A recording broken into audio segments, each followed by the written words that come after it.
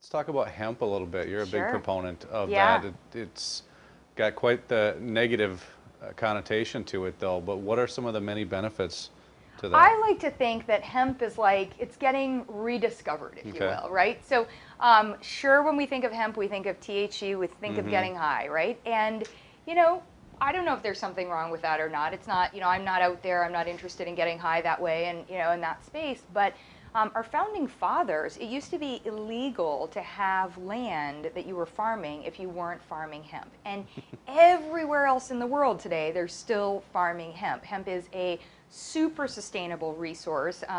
Ford cars are using hemp as part of their sustainability Hmm. project and putting hemp in there.